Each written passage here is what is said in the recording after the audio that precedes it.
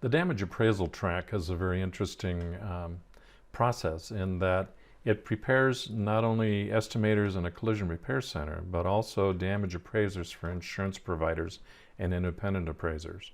So what's unique about this is a lot of the same skills are required for multiple tracks here. So they go through the initial part of learning to handle parts, identify them either from a diagram or identify them physically on a car in damaged and distorted fashion from a crash.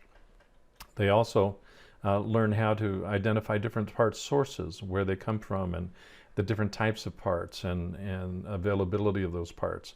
Learn how to search and provide for them in their damage reports. The second area on this is dealing with learning how to analyze the damage.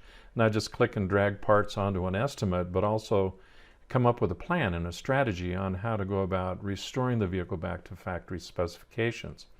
We start adding in elements of looking up and researching what the OEM requires for a certain repair on a car and embedding those within the estimate. This also works well in prepping them for the next stage, which is enhancing those estimates in ACR 183.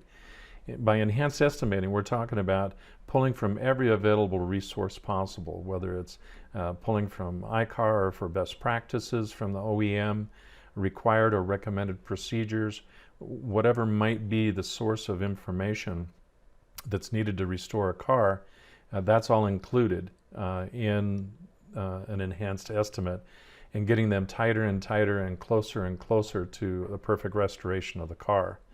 This leads them to coming to structural damage analysis of the vehicle and includes suspension and steering analysis.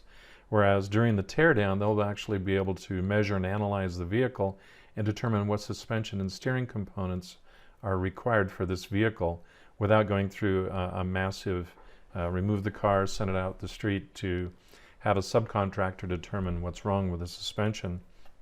They would be actually able to, with about a 95% accuracy, measure those items in a matter of minutes and determine what is necessary for the vehicle.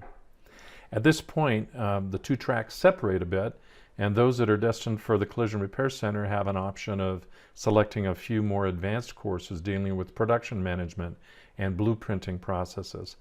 Those that are headed toward the insurance side would deviate from that, and unless they also want those courses, they would lean more toward fraud detection and dealing with the the insurance damage appraisal process within an insurance provider. As with all other programs, each of these includes the two boot camps, one for the apprentice and one for the trainer.